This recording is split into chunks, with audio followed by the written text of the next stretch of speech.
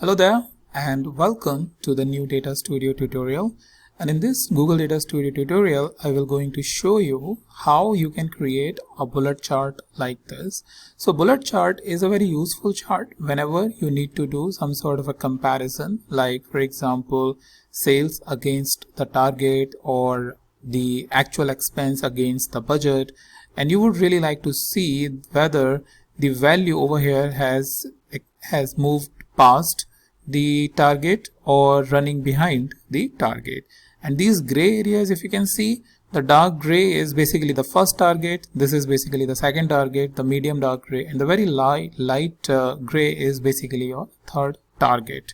So all of these settings you need to do to create the bullet chart. So let's see how very quickly how we can do that. So I'll come outside of the edit mode.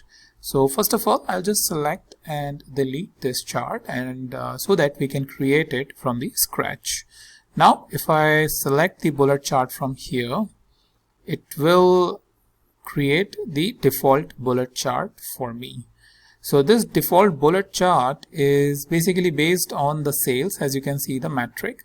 However, you can have the optional bullet metric. Let's say when you want to give the power to the user that not only sales, the user should be able to select other metric, for example profit, they will be able to select it. But the only problem is that these range limits is something you specify manually. So need to be careful when you are specifying optional metric, because they should be in relation to these optional these range limits.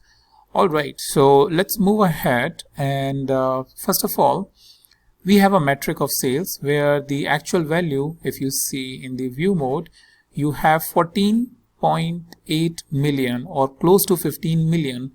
But if you see the target or the range limits over here, range 1, range 2 and range 3 is very less. So what we can do is, maybe first range we have to specify is 500,000. The second range is let's say what we have is 1 million. So 1, 2, 3, 4, 5, 6, and next is basically your 20 million. So I will just press 2 and one more 0. So this way now you can see it is going up till 20 million, and that's why the bar has moved close to the 14 million over here. Now we need to show the target. Target is nothing but this line. So what should be our target? Let's say our target is 17 million. So I will press 17, 1, 2, 3, 4, 5, 6. So now if this is what our target is, then we can clearly see that there is a gap of around 2 million from the target to the actual value. And this is something which then filterable based on what filters you have chosen. So that's the basic setting what you need to do to create a bullet chart like this, which I suggest you further shrink it like this, and it's a personal choice whether you want these values or not. Generally it doesn't make a lot of sense, because if you go in a view mode, it clearly shows us the actual value over here, and which indicates that where we are standing it right now. So that's the basic setting you need to do to create the bullet chart for the purpose of creating the KPI. And you can create based on whatever KPI you want to create, you have in mind, or you have it from the requirement perspective, which gives you the indication how they are performing against the target. Apart from this, like in the other videos which I have shown you, you can also do the comparison. So the comparison will be shown on this chart, where you will have another chart. So for example, if I just quickly show you over here, so what I have selected is from 1st Jan 2011 to 31st December 2011, and I want to see it for the last year. So for comparison period, I will choose either the previous year, or my recommendation is previous period, so that whatever period you will choose, it will be shown accordingly. So the comparison period is the previous period over here. So in custom, I just need to apply, click on apply, and now if you see, the chart has been reduced to that period, which is 2011, and the bigger bar which you are seeing is basically the previous period chart. So it's up to us what period we want to show it over here. with the help of the comparison we can see it. So I'll go back to the default properties.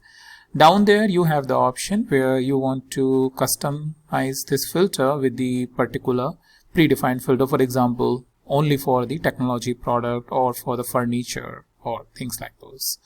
Now in style you don't have much, but couple of styles like what should be your bar color, what should be your range color. Range is nothing but in the gray. Then what should be your axis, whether you want to show it or not. Like I suggested, personally I don't want, because I can clearly hover my mouse over to this bar and it can show me, but it's up to you according to your company's standards.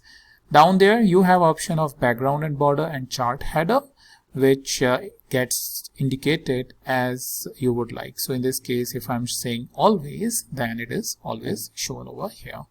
So that's about how quickly, very quickly you can create the bullet chart within the Google Data Studio. But like you have seen, it has some shortcomings.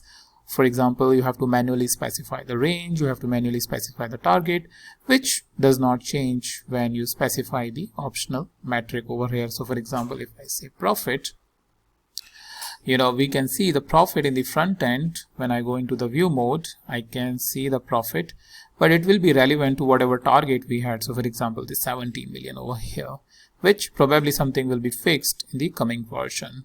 So that's about it, and I'll meet you in the next video.